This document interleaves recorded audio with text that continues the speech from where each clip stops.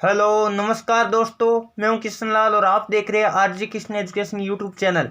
जल्दी से सभी विद्यार्थी लाइव आ जाएगा। जैसा कि आज हम एक ओरिजिनल क्वेश्चन पेपर हल करने वाले जो कि जनरल ड्यूटी का है, जो कि हम बात कर लेते हैं 28 मार्च से यानी 2021 को जो पेपर हुआ था उसका पूरा सॉल्यूशन हम 50 क्वेश्चन हल करने वाले। तो जल्दी से सभी विद्यार्थी एक बार सेशन को लाइक और शेयर कर दीजिएगा और जो विद्यार्थी पहली बार चैनल को सब्सक्राइब करके बेल आइकन ऑन कर लो। आज हम रुड़की सेंटर जो कि रिलेशन भर्ती के काफी सारे सेंटर का पेपर 28 मार्च 2021 को हुआ था। हो सकता है जीके और जीएस या मैथमेटिक्स किसी एक सेंटर दूसरे में भी कॉमन हो, तो ये पूरा पेपर आप देखिएगा। जिनका भी 25 अप्रैल या 30 मई को पेपर होने वाला है वो भी अपना टेस्ट जरूर लगाइएगा ताकि आपको पता चले आपके कितने क्वेश्चन राइट होते हैं। हमारे साथ साइंस हल करवाने के लिए रामान जी सर भी जुड़ने वाले जो कि साइंस के एक्सपर्ट फैकल्टी के तौर पर हमारे हैं, और साथ में मैं मैथमेटिक्स हल करवाने वाला हूं और जीके के क्वेश्चन भी मैंने सर से पूछ लिए तो आपको हल करवाने वाला हूं। बहुत ही शानदार सेशन होने वाला है। रामान जी सर की एक बात बता दूं आपको, जो कि आरआरबी सिलेक्टेड है, रेलवे में जॉब करते हैं, तो बहुत ही शानदार तरीके से आपको साइंस के क्वेश्चन हल करवाने वाले हैं। चलिए दोस्तों, मैं जीके की तरफ बढ़ता हूं। फर्स्ट क्वेश्चन आपके स्क्रीन के सामने लेते हैं। जल्दी से सभी विद्यार्थी साथ साथ लाइव चैट में जवाब देते रहना। और आप सभी विद्यार्थियों को बता दूं, जिनका भी आगामी आर्मी का पेपर है, हम जल्द हमारी ई बुक टॉपिक वाइज तैयार कर रहे हैं। जो भी विद्यार्थी लेना चाहते हैं कमेंट करके जरूर बताएगा, हम जल्द हमारी ई बुक लॉन्चिंग करने वाले हैं। चलिए दोस्तों, क्वेश्चन नंबर 1 आपकी स्क्रीन के सामने आ गया। अजमेर में 2.5 दिन का झोपड़ा किसने बनवाया था? तो अजमेर में 2.5 दिन का झोपड़ा जो ऑप्शन नंबर डी बता रहे कुतुबुद्दीन ऐबक, बिल्कुल का उत्तर सही है।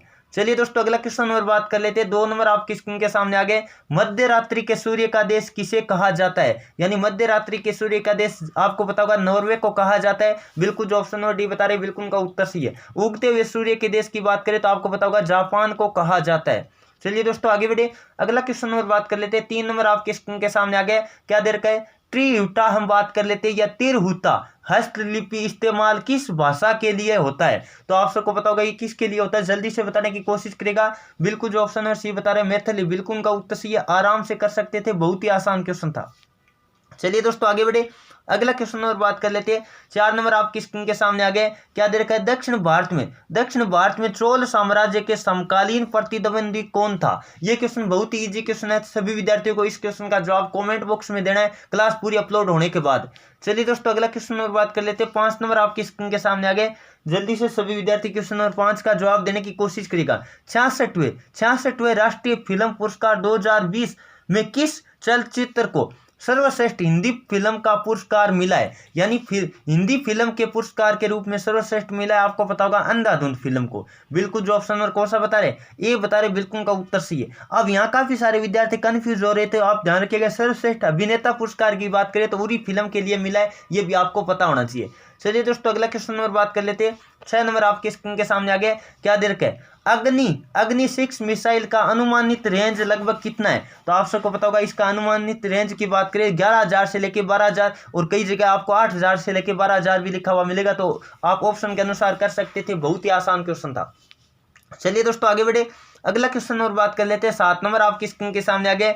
मैकाल के पहाड़ियों में अमरकंटक पठार किस नदी का उद्गम स्थल है? तो अमरकंटक का हम बात कर लेते हैं, आपको पता होगा नर्मदा नदी का उद्गम स्थल है। बिल्कुल जो ऑप्शन और भी बता रहे बिल्कुल का उत्तर सही, आराम से कर सकते थे, बहुत ही आसान क्वेश्चन था। चलिए दोस्तों, अगला क्वेश्चन और बात कर लेते हैं। 8 नंबर आपकी स्क्रीन के सामने आ गए।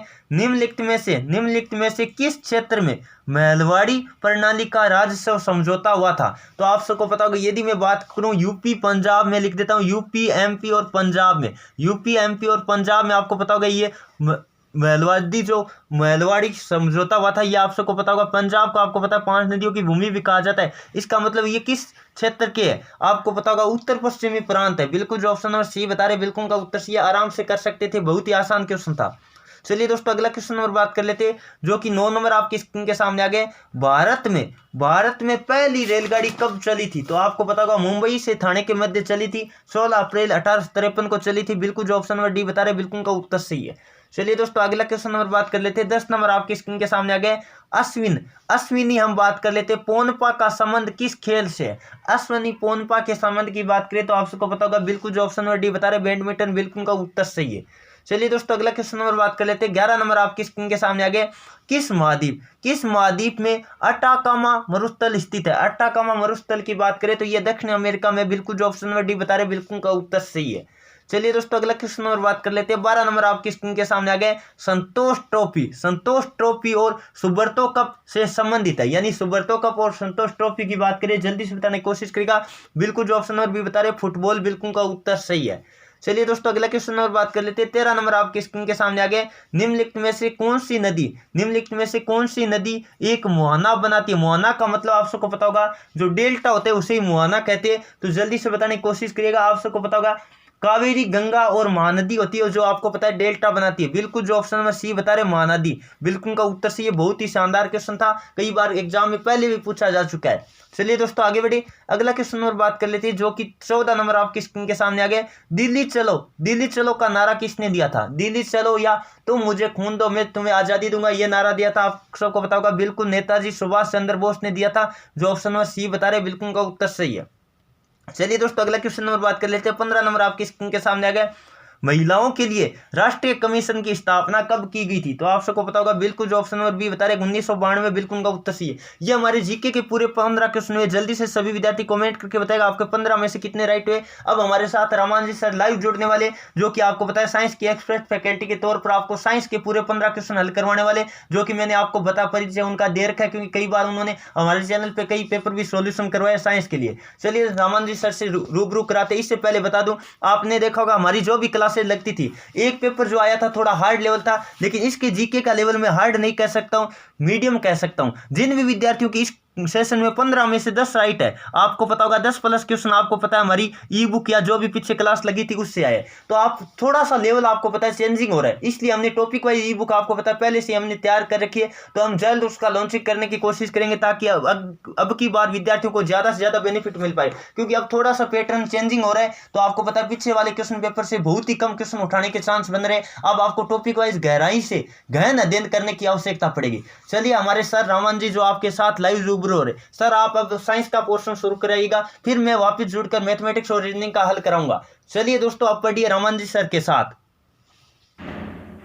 नमस्कार दोस्तों, चलिए अपन है वो साइंस के क्वेश्चनों को डिस्कशन करते हैं। ठीक है, चलिए पहला जो क्वेश्चन है साइंस का आपके सामने वो है कि ग्रीन हाउस प्रभाव मुख्य रूप से वायुमंडल में किसकी वृद्धि के कारण होता है। ठीक है, अपने को पता है कि ग्रीन हाउस प्रभाव के कारण क्या हो जाता है, जो पृथ्वी के तापमान में निरंतर क्या होती है, वृद्धि होती है। और इसके लिए जिम्मेदार गैस जो है वो मुख्य रूप से कौन सी होती है, कार्बन डाइऑक्साइड होती है। और कार्बन डाइऑक्साइड जो होती है वो ऊष्मा को वापस है वो नहीं जाने देती है, जिसके कारण से क्या होता है, ग्रीन हाउस प्रभाव होता है। ठीक है, चलिए अगला क्वेश्चन है, डक्टिलोग्राफी का अध्ययन किया जाता है, पत्तियों में मौजूद हरे वर्णक का कारण क्या होता है। ठीक है, पत्तियों में मौजूद जो हरा वर्णक होता है उसको क्या कहते हैं। तो अपने को पता है कि क्लोरोफिल जो होता है वो हरा वर्णक होता है। ठीक है, पत्तियों में मौजूद जो हरा वर्णक होता है वो क्या होता है, क्लोरोफिल हो जाता है। ठीक है, चलिए अगला क्वेश्चन है, कार्बन का सबसे कठोर रूप क्या होता है। ठीक है, ये चाहे क्वेश्चन ऐसे आ जाए कि कार्बन का सबसे कठोर रूप है, या क्वेश्चन ऐसे आ जाए कि प्रकृति में सबसे कठोर पदार्थ। ठीक है, तो दोनों ही कंडीशन के अंदर ये क्वेश्चन बनता है कौन सा, ये बनता है हीरा। ठीक है, तो आपको याद रखना है, चाहे कार्बन का कठोर रूप पूछ लिया जाए या प्रकृति का सबसे कठोर पदार्थ पूछ लिया जाए, तो वो होता है क्या, हीरा होता है। ठीक है, चलिए अगला क्वेश्चन है, खारे पानी की शुद्धता मापने के लिए किसका उपयोग किया जाता है।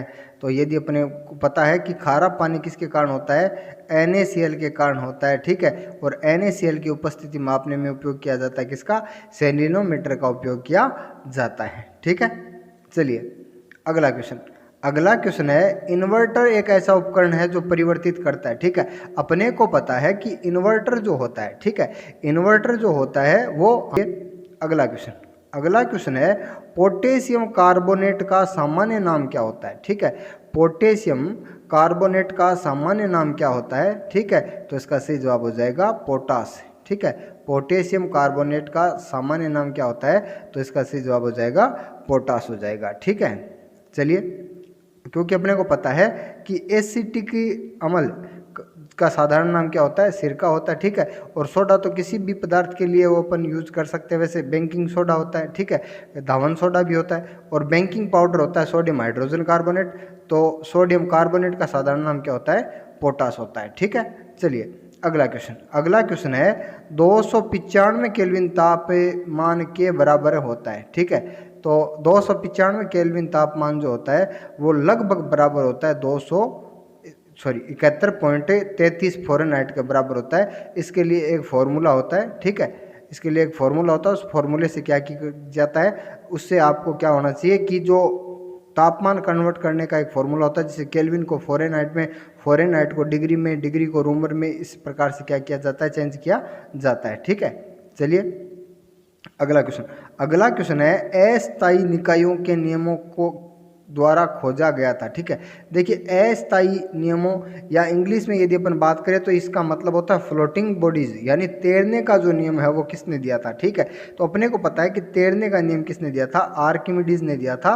और आर्किमिडीज ने दिया था कि द्रव्य के द्वारा जो ऊपर की ओर बल लगाया जाता है उस बल का नाम होता है उत्प्लावन बल, और यदि उत्प्लावन बल है वो गुरुत्वाकर्षण बल से अधिक होगा तो वस्तु तैरेगी। तो ये नियम दिया गया था किसके द्वारा, आर्किमिडीज के द्वारा दिया गया था। ठीक है, चलिए अगला क्वेश्चन है निम्नलिखित तत्वों के बीच में ध्वनि सबसे तेज चलती है। ठीक है, देखिए अपने को पता है कि निर्वात के अंदर तो ध्वनि बिल्कुल चलती नहीं है। ठीक है, निर्वात के अंदर तो ध्वनि बिल्कुल ही नहीं चलती। आपसे एग्जाम में कई बार क्वेश्चन पूछा जाता है कि चंद्रमा के ऊपर यदि विस्फोट होता है तो उसकी ध्वनि है वो जमीन पर क्यों नहीं सुनाई देती है, क्यों, क्योंकि चंद्रमा के ऊपर क्या है, निर्वात है। चंद्रमा के ऊपर है वो दो व्यक्ति आपस में बात भी नहीं कर सकते। ठीक है, बाकी अपने को पता है कि ठोस इज बेटर देन द्रव्य और द्रव्य इज बेटर देन गैस, यानी कहने का मतलब ये है कि ध्वनि का सबसे ज़्यादा प्रभाव किसके अंदर होता है, ठोस में, उसके बाद द्रव्य में, और उसके बाद क्या होता है, गैस के अंदर। तो अपने को पता है कि यहाँ पर ठोस कौन है, ठोस है वो स्टील, तो इसका सही जवाब क्या हो जाएगा, स्टील हो जाएगा। ठीक है, चलिए अगला क्वेश्चन है चाय का वानस्पतिक नाम क्या होता है। चाय का वानस्पतिक नाम क्या होता है, तो अपने को पता है कि मेंजिफेरा इंडिका जो होता है वो किसका नाम होता है, आम का नाम होता है। ठीक है, और ट्रिटिकम एस्टिवम जो होता है, ट्रिटिकम एस्टिवम जो नाम होता है वो किसका होता है, गेहूं का होता है। ठीक है, और कैमेलिया सिनेंसिस जो होता है वो किसका होता है, चाय का होता है। तो इसका सही नाम क्या हो जाएगा, कैमेलिया सिनेंसिस हो जाएगा। ठीक है, चलिए अगला क्वेश्चन है बंदूक से छोड़ी गई गोली में होती है। ठीक है, अपने को पता है कि यदि कोई भी बंदूक है उससे यदि गोली को छोड़ा जाता है तो वो गोली क्या होती है, गोली होती है गतिमान। ठीक है, और गतिशील वस्तुओं के अंदर जो ऊर्जा होती है उसको हम क्या बोलते हैं, गतिज ऊर्जा बोलते हैं। गतिशील वस्तुओं में जो ऊर्जा होती है उसको हम क्या बोलते हैं, गतिज ऊर्जा बोलते हैं। तो इसका सही जवाब हो जाएगा गतिज ऊर्जा हो जाएगा। सही जवाब क्या हो जाएगा, गतिज ऊर्जा हो जाएगा। ठीक है, चलिए अगला क्वेश्चन है वल्केनाइज्ड रबर का द्वारा और किया गया था। ठीक है, वल्केनाइज्ड रबर क्या होता है, देखो अपने को पता है कि वल्केनाइज्ड रबर का मतलब होता है प्राकृतिक रूप से जो रबर होता है वो क्या होता है, ठोस होता है। ठीक है, तो अपने को पता है कि उसके अंदर सल्फर मिलाकर क्या किया जाता है, उसको लचीला किया जाता है। सल्फर मिलाकर उसको क्या किया जाता है, लचीला किया जाता है। तो वही होता है वल्केनाइज्ड रबर, और इसकी खोज है किसने की थी, वो की थी चार्ल्स गुडियर ने की थी। ठीक है, इसकी खोज की थी चार्ल्स गुडियर ने। चलिए अगला क्वेश्चन है डायलिसिस का प्रयोग के द्वारा के इलाज में किया जाता है। ठीक है, डायलिसिस को हिंदी में बोलते हैं अपोहन। ठीक है, डायलिसिस को हिंदी में क्या बोलते हैं, अपोहन बोलते हैं। तो आपको ये भी याद रखना है। ठीक है, अपने को पता है कि हमारे जो गुर्दे होते हैं वो क्या करते हैं, रक्त से नाइट्रोजनी वर्ज्य पदार्थों को अलग करते हैं। लेकिन यदि इनकी क्रियाशीलता कम हो जाती है चोट के कारण या फिर जीवाणुओं के इन्फेक्शन के कारण, तो उस कंडीशन के अंदर ये काम करना बंद कर देते हैं। और शरीर में यदि नाइट्रोजनी वर्ज्य पदार्थों की मात्रा बढ़ गई तो ये भी हमारे लिए क्या होती है, हानिकारक होती है। तो इनको बाहर निकालना जरूरी होती है। तो अपन कह सकते हैं इसका उपयोग किया जाता है गुर्दे की निर्बलता के लिए। ठीक है, तो साइंस के जितने इंपॉर्टेंट क्वेश्चन थे वो मैंने आपको करवा दिए। ठीक है, ऐसे और इंपॉर्टेंट क्वेश्चन यदि आप किसी भी एग्जाम की तैयारी के लिए करना चाहते हैं तो हमारा जो साइंस का स्पेशल जो चैनल है, science smart study science point Telegram channel है, उसको आप क्या कर सकते हो, ज्वाइन कर सकते हो। उसकी लिंक मैं है वो किशन सर को कह के और पिन करवा देता हूं। ठीक है, धन्यवाद। चलिए दोस्तों, क्वेश्चन नंबर 31 आपकी स्क्रीन के सामने आ गया, जो कि मैथमेटिक्स का पार्ट शुरू हो गया। यदि आपको दे रखा है x + 1/x, क्वेश्चन क्या दिया है, x प्लस 1/x की वैल्यू आपको दी है 2 और आपको पूछा क्या है, ध्यान दीजिएगा यहाँ पूछा क्या है, x square plus 1/x square की वैल्यू बताओ। इस तरह का क्वेश्चन मैंने आपको पता है जो बीजगणित वाला टॉपिक करवाया था वहाँ मैंने बढ़िया तरीके से बता रखा है। मैंने आपको बताया था इसका 2 का क्या कर दो, वर्ग कर दो, और 2 का वर्ग करके आपको पता है यदि मैं बात करूँ यहाँ प्लस दे रखा है, इसका मतलब यहाँ -2 कर दो, -2 कर दो तो आपका जवाब आएगा 4 - 2, यानी आपका जवाब आएगा 2। बिल्कुल जो ऑप्शन नंबर कौन सा बता रहे, ऑप्शन नंबर जो कौन सा बता रहे, डी बता रहे, बिल्कुल उनका उत्तर सही, आराम से कर सकते थे, बहुत ही आसान क्वेश्चन था। अब कई विद्यार्थी पूछेंगे सर यहाँ कौन सा फॉर्मूला लगा है, तो आपको पता होगा a प्लस बी का स्क्वायर क्या होता है, ये फॉर्मूला लगेगा यहाँ a प्लस बी का स्क्वायर होगा A square plus B square plus 2ab के अनुसार होगा। और आपको पता है जब आपको ये वैल्यू निकालनी हो, ए स्क्वायर प्लस बी स्क्वायर निकालना हो, तो आपको पता है -2ab हो जाएगा उधर जाके, और x गुणा 1/x का मतलब 1 हो जाएगा, यानी -2 कर देंगे, तो -2 इसीलिए मैंने किया, यहाँ आप ध्यान दीजिएगा।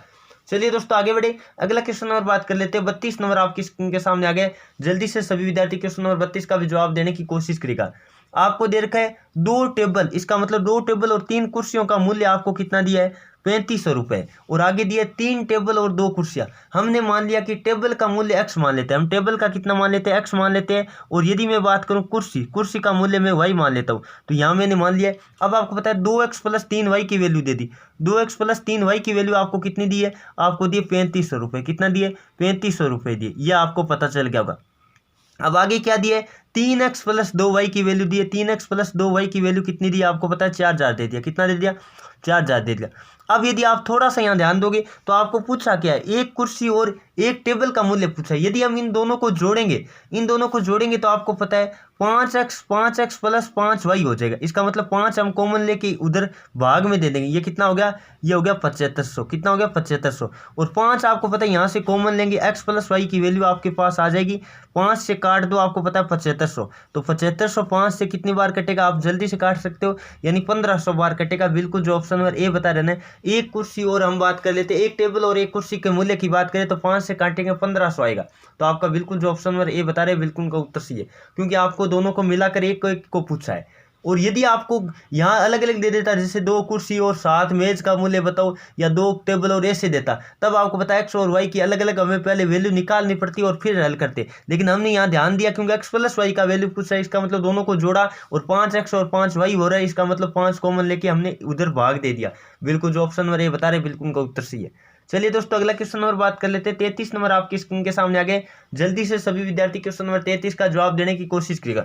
एक व्यापारी अंकित मूल्य पर 10% का क्या देता है, छूट देता है। अंकित मूल्य पर 10% का छूट देता है। यदि व्यापारी अंकित मूल्य पर कितना बढ़ाएगा, यानी अंकित मूल्य पर कितना बढ़ाएगा कि 8% का लाभ हो, यानी हम बात कर लेते हैं अंकित मूल्य कितना बढ़ाएगा। आपको पता होगा, यदि मैं बात करूं लागत मूल्य, पहले मैं बात कर लेता हूं लागत मूल्य की। लागत मूल्य हम 100 मानते हैं, लागत मूल्य हम कितनी मानते हैं, 100 मानते हैं। आप सबको पता होगा कितना मानते हैं, 100।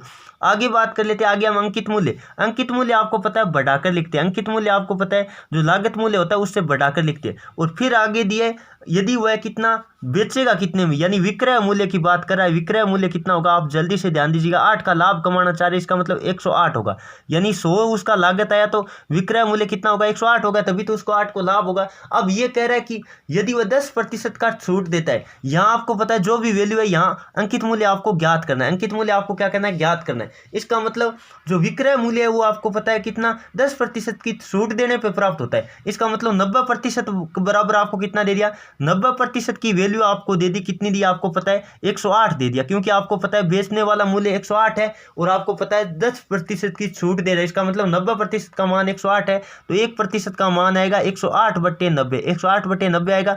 और आपको कुल 100% चाहिए, क्योंकि हम 100% अंकित मूल्य के तौर पर निकाले। तो अब जल्दी से जो भी काट पीट करके हल कर दीजिएगा। ये कितनी बार गया, 9 एकम 9। फिर बात कर लेते कितनी बार, 9 दूनी 18, इसका मतलब 20, यानी 120 आया। इसका मतलब आपको दिखाई दे रहा है, यदि हम बात करें 120 आ रहा है, 120 का मतलब आपको पता है, यदि मैं बात करूं 100 हमने लागत माने तो 120 आ रहा है। इसका मतलब कितना बढ़ाकर लिखा है, बिल्कुल जो ऑप्शन नंबर डी बता रहे बिल्कुल उनका उत्तर सी, आराम से कर सकते थे, बहुत ही आसान क्वेश्चन था। चलिए दोस्तों आगे बढ़े, एक बार सभी विद्यार्थी कॉमेंट करके बताइए ये क्वेश्चन समझ में आ गया ना। चलिए अगला क्वेश्चन नंबर बात कर लेते हैं, जो कि आपकी स्क्रीन के सामने लेते हैं 34 नंबर। जल्दी से सभी विद्यार्थी क्वेश्चन नंबर 34 का जवाब देने की कोशिश करेगा। 2 और 100 के बीच 3 से विभाज्य सभी विषम संख्याओं का योग बताओ। 2 और हम बात कर लेते हैं 2 व 100 के बीच 3 से विभाज्य सभी विषम संख्याओं का योग। इसका मतलब एक पहली तो कौन होगी, 3 होगी, पहली संख्या कौन होगी, 3 होगी। फिर बात कर लेते आगे कौन होगा, आपको पता है आगे की बात करें 9 होगा। फिर बात कर लेते कितना होगा, 15 होगा। विषम भी होना चाहिए और 3 का भाग भी जाना चाहिए, यही तो बात है। तो आगे आप बात करोगे तो कितना होगा, आपको पता है 21 होगा। इस तरह से आपको पता है कहाँ तक जाएगा। यहाँ थोड़ा सा यदि आप अनुमान लगाओगे तो आप आराम से कर सकते हो। यदि मैं बात करूँ 96 के बाद कौन सी आएगी, अंतिम वाली संख्या कौन सी आएगी, आपके साहित्यक 99 आएगी। कितनी आएगी, 99 आएगी ना, बिल्कुल 99 आएगी। तो अंतिम वाली संख्या क्या आएगी, 99 आएगी। और आपको पता है यदि मैं बात करूं कुल संख्या कितनी है, यह हमें मालूम हो जाए तो हम क्या निकाल लेंगे, आराम से निकाल लेंगे। अब यहाँ n का वैल्यू निकालना पड़ेगा, यानी कुल संख्या कितनी है वो हमें निकालना पड़ेगा। n बराबर आपको पता है, n बराबर की बात करें तो an आपको पता होगा, n बराबर an माइनस a बट्टा d और प्लस क्या होता है, 1 होता है। आप आराम से इसका मतलब n की वैल्यू निकाल लेते, कितनी संख्या है, an का मतलब 99 और 99 माइनस कितना 3 बट्टे d का मतलब कितना बढ़ा रहा है, आपको पता है 6 बढ़ा रहा है। इसका मतलब जल्दी से काट पीट करके हल करो। 99 में से 3 घटाओ जल्दी से, कितना था आपको पता है 96। और 96 में जल्दी से 6 का भाग दे दो। 96 में यदि आप 6 का भाग दोगे, यहाँ क्या करेंगे हम 96 में 6 का भाग देंगे और 1 जोड़ेंगे। जल्दी से भाग दो, देखते कितना आता है और प्लस 1 कर दो। 96 में 6 का भाग दिया तो आपको पता है एक बार गया, फिर यानी कितनी बार, 6 बार, 16 और 1 17 ना, बिल्कुल 17। तो आपको पता है संख्या n का मान कितना आ गया, n का मान आपके पास 17 आ गया। इसका मतलब यदि मैं बात करूं कुल योग हमें चाहिए तो आपको पता है 17 संख्या है, 17 संख्या है। और यदि मैं बात करूं यहाँ एवरेज की बात करूं, एवरेज गुणा हम क्या कर देंगे, एवरेज आपको पता है प्रथम संख्या प्लस अंतिम संख्या बट्टा 2। इसका मतलब 99 और 3, 99 प्लस 3 बट्टा 2 और कुल संख्या कितनी है आपको पता है, 99 प्लस 3 बट्टा 2 गुणा कुल संख्या आपको पता है 17 है। तो 99 और हम बात कर लेते हैं 3 जोड़ा, हमारा कितना हो गया, 99 और 3 हो गया 102। 102 में यदि हम भाग देंगे तो 51 गुणा 17, जल्दी से गुणा कर दो। 51 गुणा 17 कितना होता है, सभी विद्यार्थी कमेंट करके बताइएगा। 51 गुणा 17 तो आपका जवाब आएगा 867। कितना आएगा, 867 आया ना, बिल्कुल। जो ऑप्शन नंबर कौन सा बता रहे, 867 बता रहे, बिल्कुल। जो ऑप्शन नंबर बी बिल्कुल का उत्तर सी आराम से कर सकते थे। अब ये क्वेश्चन थोड़ा सा आपको दिमाग लगाना चाहिए था, बहुत ही आसान क्वेश्चन था। चलिए दोस्तों आगे बढ़े, समझ में आया या नहीं है। पहले हमें n यानी कुल संख्या कितनी उतनी निकालनी पड़ेगी। और आपको पता है अंतिम संख्या हमने पता कैसे किया, आपको पता चल गया होगा, क्योंकि अंतिम संख्या 99 होगी, यानी 2 से लेके 100 के बीच 3 से विभाज्य होनी चाहिए, लेकिन विषम होने चाहिए। इसका मतलब बिल्कुल जो ऑप्शन नंबर बी बता रहे बिल्कुल का उत्तर सही है। चलिए दोस्तों आगे बढ़े, अगला क्वेश्चन नंबर बात कर लेते हैं। 35 नंबर आपकी स्क्रीन के सामने आ गया। क्वेश्चन क्या दे रखा है, 2 3 5 9 आगे दे रखा है, इनमें क्या हल करो, क्या हल करना है। यहाँ आपको आगे वाली संख्या बतानी है, क्या करना है देख लीजिएगा एक बार जल्दी से, तो आप हल कर सकते हो। आराम से देख लीजिएगा क्या क्या कर रखा है। आप यदि देखोगे तो 2 एकम 2 1 यानी 2 दूनी 4 करते, 2 गुणा 2 किया और आपको पता है फिर 2 गुणा 2 किया, इसका मतलब 4 और 4 में से 1 घटा दिया। यहाँ थोड़ा सा आप ध्यान दोगे ना तो आपको पता है, मैं बता देता हूँ थोड़ा सा आपको लॉजिक। 2 को 2 से गुणा किया, 4 है, 1 कम किया। फिर आपको पता है यदि मैं यहाँ करूँ 3 को 2 से गुणा किया, 6 में से 1 कम कर दिया, 5 दूनी 10 1 कम कर दिया, 9 दूनी 18 1 कम कर दिया, इसका मतलब 17 दूनी 34 1 कम कर दिया और 33 दूनी 66 1 कम कर दिया। इसका मतलब 65 गुणा 2 करना पड़ेगा, 65 गुणा 2 माइनस 1, 65 गुणा 2 माइनस 1, इसका मतलब 0 हासिल लगी 1 13 130 माइनस 1 यानी 129 आपका जवाब आएगा। कितना आएगा, 129 आएगा ना, बिल्कुल 130, यानी आपको पता चल गया होगा 130 माइनस 1 यानी 129, बिल्कुल जो ऑप्शन नंबर सी बता रहे बिल्कुल का उत्तर सही है। चलिए दोस्तों आगे बढ़े, अगला क्वेश्चन नंबर बात कर लेते हैं। 36 नंबर आपकी स्क्रीन के सामने आ गए। जल्दी से सभी विद्यार्थी क्वेश्चन नंबर 36 का जवाब देने की कोशिश कीजिएगा। यदि आपको दे रखा यदि उगा समीकरण के मूल, यहाँ आपको पता है पेपर में वर्गमूल लिख रखा था, और यदि आप इंग्लिश वाले पढ़ते तो आपको पता चल गया होगा रूट। मूल का मतलब होता है शून्य, मूल का मतलब क्या होता है शून्य, शून्य कह दो या हल कह दो, एक्स का मान कह दो, ये बात ध्यान रखिएगा। अब कई विद्यार्थी वहां कंफ्यूज हो गए क्योंकि सर वहां वर्गमूल दे रखा था। अब क्या है, रूट का मतलब होता है मूल या वर्गमूल, क्योंकि वैसे कहे तो वर्गमूल होता है। तो आप ध्यान रखिएगा, शून्य कह दो या कह दो हल, या हम क्या कह देते हल कह देते। तो आपको पता है हल एक दूसरे के, इसका मतलब क्या होता है, इसका मतलब एक शब्द आपको पता है ये होता है व्युत्क्रम, इसका मतलब होता है व्युत्क्रम, मैंने कई बार बताया भी है। पारस्परिक का मतलब होता है व्युत्क्रम, इसका मतलब क्या होता है व्युत्क्रम होता है। अब आपको पता है व्युत्क्रम होंगे यदि अल्फा और बीटा एक दूसरे के व्युत्क्रम होंगे, यानी अल्फा यानी बीटा की बात करें तो क्या होगा 1/अल्फा होगा, बीटा की बात करें तो 1/अल्फा होगा। इसका मतलब अल्फा गुणा बीटा कितना आएगा, अल्फा गुणा बीटा पता है आपको कितना आने वाला है, अल्फा गुणा बीटा आ जाएगा आपका 1। अल्फा गुणा बीटा कितना आ जाएगा, 1 आ जाएगा, क्योंकि एक दूसरे के व्युत्क्रम को जब गुणा करते हैं तो 1 आता है। और अल्फा गुणा बीटा होता क्या है आपको पता होगा। यदि अल्फा गुणा बीटा की बात करें तो C/A होता है। C/A होता है बिल्कुल। C का मान यहाँ कितना है, C का मतलब अकेली संख्या यानी 2, C का मान 2 और A का मान आपको पता है x² का गुणांक यानी हम बात कर लेते हैं P बराबर कितना आपका 1। इसका मतलब आपका P बराबर कितना आएगा, यदि मैं बात करूं यहाँ से जल्दी से निकाल लीजिएगा जो भी आएगा। P बराबर आपका आएगा 2। P का मान जब 2 होगा ना तभी आपको पता है मूल एक दूसरे के क्या होंगे, व्युत्क्रम होंगे। बिल्कुल P बराबर 2, बिल्कुल जो ऑप्शन नंबर बी बता रहे बिल्कुल का उत्तर सी है। काफी सारे विद्यार्थियों ने लाइव चैट में जवाब भी दे दिया, आराम से कर सकते थे। नोट कर लो सभी विद्यार्थी जल्दी से, तो आप आराम से कर सकते हो। यानी बीटा बराबर 1/अल्फा होगा, यानी एक दूसरे के क्या होंगे, मूल एक दूसरे के व्युत्क्रम होंगे। और व्युत्क्रम होंगे इसका मतलब अल्फा गुणा बीटा का मान 1 होना चाहिए, 1 होना चाहिए। और अल्फा गुणा बीटा आपको पता है C/A होता है, यानी गुण जो मूल होता है उनका गुणनफल क्या होता है आपको पता होगा, C/A होता है। यानी C का मान कितना 2/, यानी हम बात करें A का मान P, तो P बराबर आपका आ जाएगा 2। बिल्कुल जो ऑप्शन नंबर बी बता रहे बिल्कुल का उत्तर सही है। चलिए दोस्तों आगे बढ़े, अगला क्वेश्चन नंबर बात कर लेते हैं। 37 नंबर आपकी स्क्रीन के सामने आ गया, हल करो। तो आपको क्या करना है, पॉइंटों का जोड़ बाकी है जो भी कर लीजिएगा। जल्दी से देखते हैं कितना जवाब आता है। अब आपको पता है कितना दिया, 0. फिर बात कर लेते हैं 002 बिल्कुल, और फिर बात कर लेते हैं 0.01, यही तो दिया बिल्कुल। अब जल्दी से इनको जोड़ दो, 2 2 और फिर 8, और फिर इधर बात कर लेते हैं 2.822, 2.822 देख लीजिएगा कौन सा है, बिल्कुल जो ऑप्शन नंबर ए बता रहे बिल्कुल का उत्तर सही है। आराम से कर सकते थे, बहुत ही आसान क्वेश्चन था। चलिए दोस्तों अगला क्वेश्चन नंबर बात कर लेते हैं जो कि 38 नंबर आपकी स्क्रीन के सामने आ गया। ये क्वेश्चन थोड़ा सा आप इंग्लिश मीडियम में यदि आप पढ़ते तो आराम से समझ जाते क्वेश्चन को। क्वेश्चन इंग्लिश मीडियम में एकदम सही तरीके से लिख रखा था, कईयों के हिंदी मीडियम में थोड़ा समझ में नहीं आया। क्वेश्चन क्या कह रखा है, एक परीक्षा में एक विद्यार्थी 40% अंक चाहिए, यानी पास होने के लिए पास मार्किंग 40% है। यहाँ इसका मतलब क्या, पास मार्किंग 40% है। सभी प्रश्नों के अंक समान है, सभी प्रश्नों के अंक समान है, इसका मतलब बराबर अंक के आपको पता है, यानी एक एक नंबर का यदि हम माने तो आपको यही तो देर का है। एक विद्यार्थी ने हम बात कर लेते हैं सभी बराबर अंक के, इसका मतलब 40% कह दो या 40% सही कर दो, एक ही बात है, आप ये ध्यान रखिएगा। यानी बराबर के तौर पे हम माने तो यदि हम पूरे 100% माने प्रतिशत के आधार पे तो इस तरह से हम कह सकते हैं। यदि आगे बात कर लेते हैं, एक विद्यार्थी ने 15 हल करके 10 सही किए, इसका मतलब 10 सही किए वो पास हुआ है। यदि आप इंग्लिश मीडियम वाला प्रश्न पढ़ते वहां पेपर में दे रखा था, इसका मतलब वहां ये दे रखा था कि 10 पास मतलब 10 मिलकर वो पास हो गया, पूरा पास हुआ। इसका मतलब 10% बराबर कितना है, 10% 40% के बराबर है। 40% का मतलब कितना प्रश्न है, 40% का मतलब 10 सही किया तभी तो वो पास हुआ। इसका मतलब 1% का मान आएगा 10/40। आपको कहे टोटल कितनी है तो गुणा 100 करेंगे, क्योंकि हमें टोटल कुल हमें निकालना कि प्रश्न कितने हैं। जल्दी से काट पीट करके हल कर दो तो आपका जवाब आएगा 25। कितना आएगा, 25 प्रश्न है। टोटल प्रश्नों की संख्या की बात करें, बिल्कुल जो ऑप्शन और बी बता रहे थे बिल्कुल उनका उत्तर सही। अब थोड़ा सा हिंदी मीडियम वाले यदि विद्यार्थी पढ़ते तो थोड़ा सा क्वेश्चन अटपटा लग रहा है, क्योंकि भाषा थोड़ी सी सही नहीं लिख रही थी यदि आप वहां देखोगे तो। और बाकी आप यदि इंग्लिश मीडियम वाला पढ़ते तो आराम से क्वेश्चन कर सकते थे। चलिए दोस्तों आगे बढ़े, अगला क्वेश्चन नंबर बात कर लेते हैं। 39 नंबर आपके स्क्रीन के सामने आ गया, बहुत ही शानदार क्वेश्चन आपको दे रखा है। यहाँ कर लो गुणक, या फिर ये नाम ही काट दो, कोई दिक्कत नहीं। अंग्रेजी वाला आप पढ़ते तो ये दे रखा था एक्स और वाई का क्या है एलसीएम आपको बताना है, जहाँ वाई एक्स का वाई जो एक्स का क्या है गुणक है। गुणक कह दो या गुणज कह दो, बात एक ही है, गुणज कह दो या गुणक कह दो, ध्यान रखिएगा। और इसका मतलब होता है मल्टीपल, क्या होता है मल्टीपल होता है। और मल्टीपल का मतलब क्या होता है उसका, यानी हम बात करें फाड़े में आने वाला अंक, फाड़े में आने वाला अंक। अब यदि थोड़ा सा विद्यार्थी यहाँ ध्यान देते तो आराम से हो जाता है। अंग्रेजी वाला पढ़ते गुणज कह दो या गुणक कह दो, यानी हम बात कर लेते हैं, जैसे 2 उदाहरण लेते हैं हम। यदि मैं बात करूं 8 का एक गुणज लिखता हूं, 8 का एक गुणज लिखता हूं, 8 का एक में गुणज लिखता हूं, 8 का मैं क्या लिखता हूं एक गुणज लिखता हूं।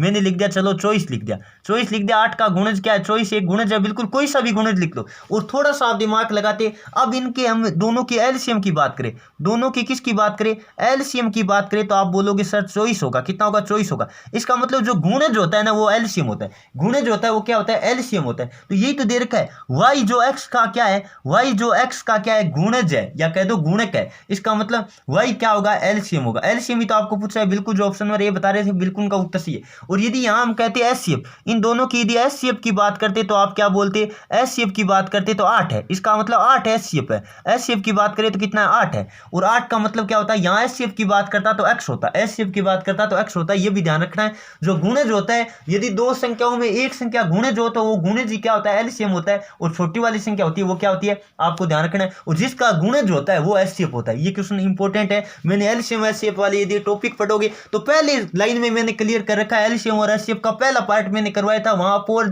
थे और अपोर तक बताया था, गुणज और गुणनखंड बताया था, वहां ये लॉजिक मैंने क्लियर करा रखा है। इसीलिए मैं कहता हूं यदि थ्योरी क्लियर होगा तो क्वेश्चन एक भी गलत नहीं होगा। चलिए दोस्तों आगे बढ़े, अगला क्वेश्चन नंबर बात कर लेते हैं, जो कि 40 नंबर आपकी स्क्रीन के सामने आ गया। क्या दे रखा है, 5 व्यक्ति अगर एक काम को 12 दिन में करते हैं, एमडीएच लगा दो, आपको क्या लगाना है, एमडीएच लगाना है, डायरेक्ट लगा दो जल्दी से। तो 5 आदमी कितने दिन में करे, 12 दिन में करे, तो आपको कहा है 6 आदमी, कितने, 6 आदमी कितने दिन में करेंगे, डी आपको निकालना है। तो जल्दी से कर दो, ये 6 से काट दो, कितनी बार, 2 बार, 5 दूनी कितना हो गया, 10 हो गया। इसका मतलब 10 दिन में करेंगे, कितने दिन में करेंगे, 10 दिन में करेंगे।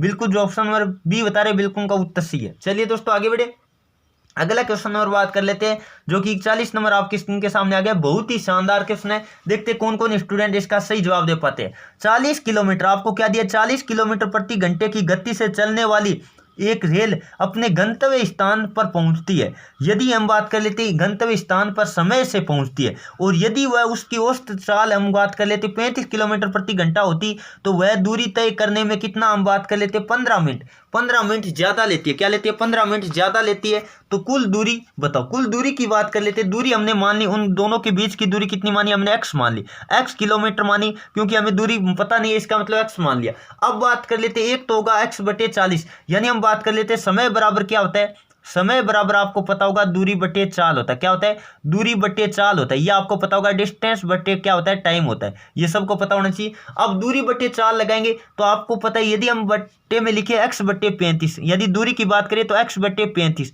x बटे 35 लिखा, और एक क्या x बटे 40, क्योंकि आपको पता है दोनों के लिए समय आ गया। और ये कह रखा है कि देरी से पहुंचती है, इसका मतलब जो 35 किलोमीटर प्रति घंटे की चाल से चली थी वो समय है, वो इससे कितना 15 मिनट क्या है, 15 मिनट ज्यादा है। इसका मतलब 15 बटे 60, क्योंकि मिनट में चेंज किया, 15 बटे हमने 60 कर दिया, क्योंकि आपको पता है यदि आपको मिनट को घंटों में चेंज करना पड़ेगा। यहाँ थोड़ा सा ध्यान दीजिएगा, क्योंकि चाल आपकी किलोमीटर प्रति घंटा में। अब जल्दी से कर दो, जो भी कट पिट करके हल आ रहा है। तो आपको पता है 15 यहाँ से कितनी बार कटा, 4 बार, यहाँ मैंने लिख दिया 1/4। अब बात कर लेते, यदि यहाँ लघुत्तम लेके आप देखोगे ना, जल्दी से लेकर देखिएगा कितना आता है, जल्दी से लघुत्तम लेके देखिएगा, देखते कौन कौन विद्यार्थी कितने निकालते हैं। तो 8 तो 56 है। यदि हम बात करें तो एलसीएम लेके देखिएगा, यानी मैं बात करूं 56 गुणा 5 कीजिएगा, यहाँ जो भी आएगा तो एलसीएम आप निकाल लोगे, जल्दी से निकालिएगा, क्योंकि यदि 7 और 8 यहाँ क्या है, जो भी है यहाँ, तो कितना आएगा 280 आएगा, कितना आएगा 280 आएगा, आप निकाल लेना। और 280 में यदि हम 35 का भाग देंगे, जल्दी से देखिएगा कितना आएगा,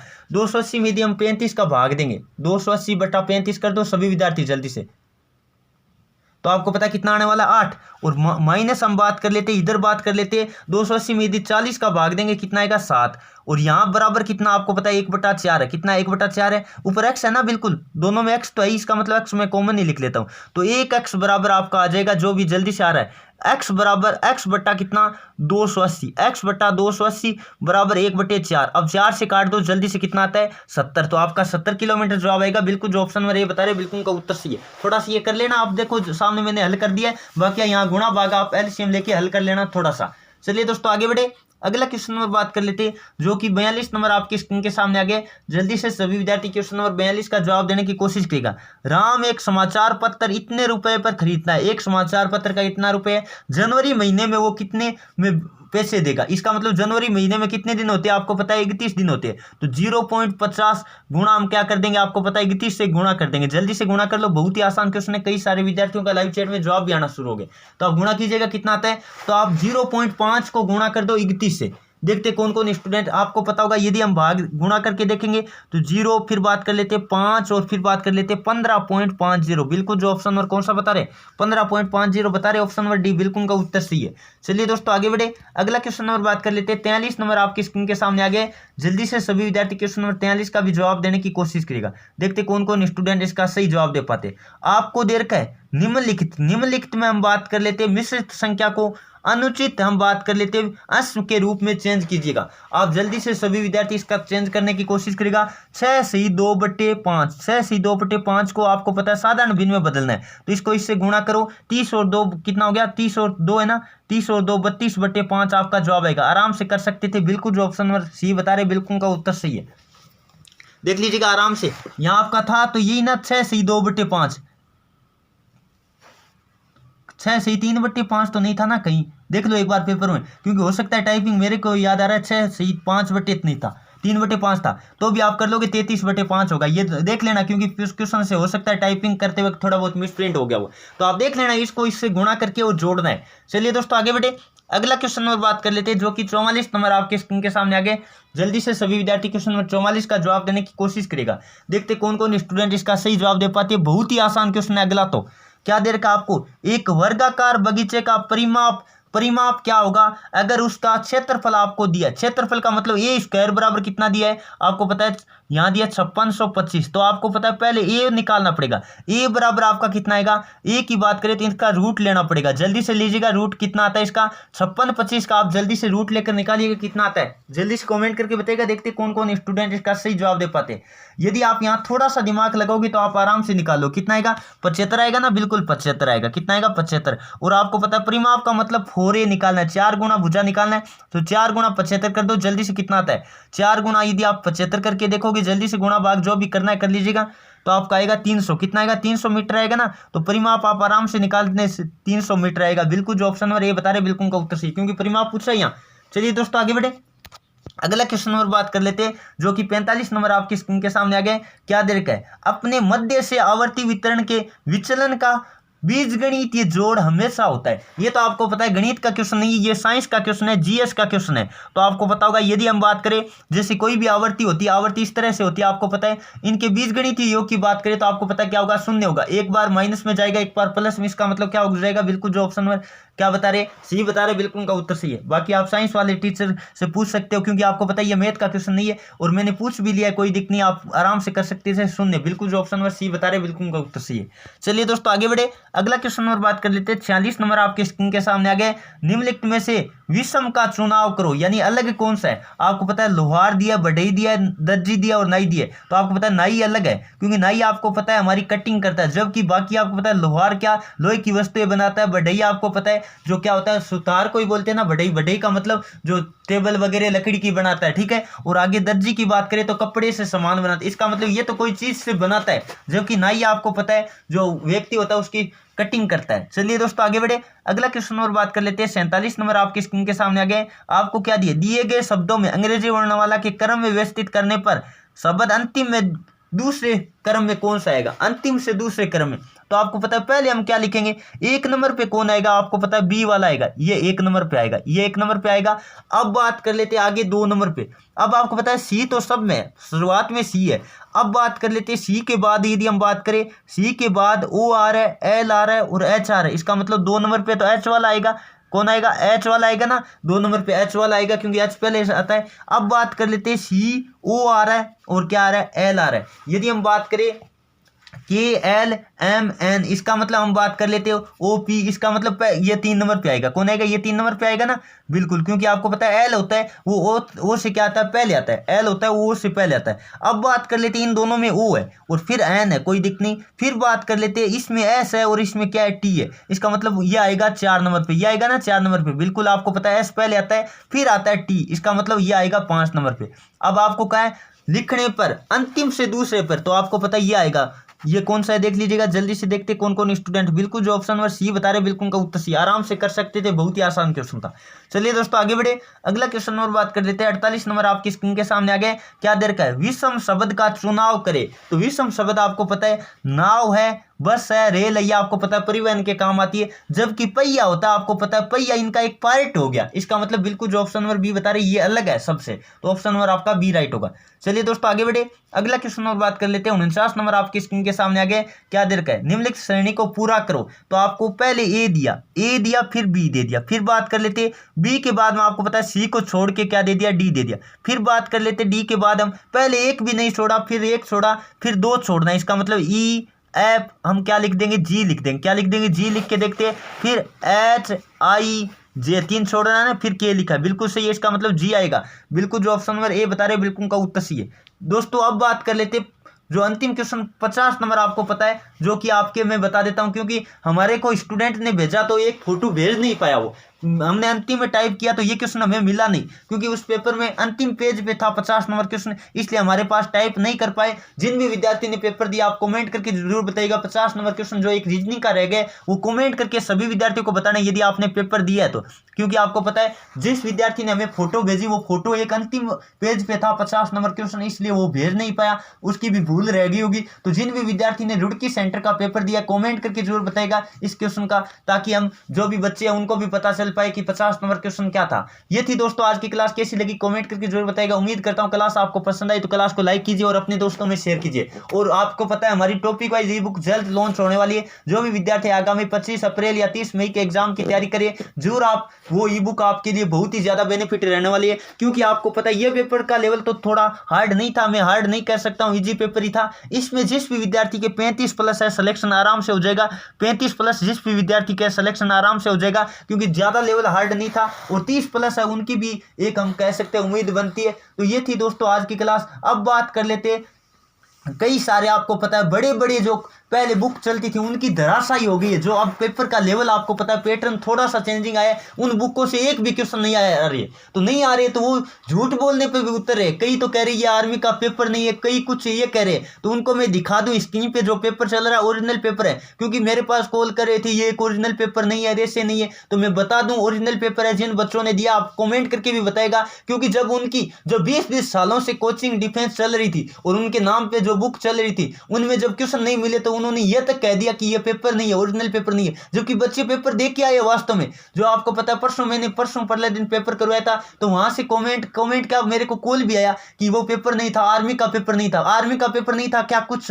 मैंने बनाया था। जिन विद्यार्थियों ने पेपर दिया कमेंट करके बताएगा, उनको जवाब दीजिएगा, जो 20 सालों से तैयारी करवा रहे थे लेकिन अब उनके नहीं आया तो वो सत्य स्वीकार नहीं करिए, उनके लिए मैं चेतावनी देना चाहूंगा, क्योंकि जब क्वेश्चन नहीं आते तो आप झूठ बोल के ये मत कहिएगा कि पेपर ओरिजिनल ही है। चलिए दोस्तों आज के सेशन को मैं यही समाप्त करता हूं। Thank you for watching. जय हिंद, जय भारत।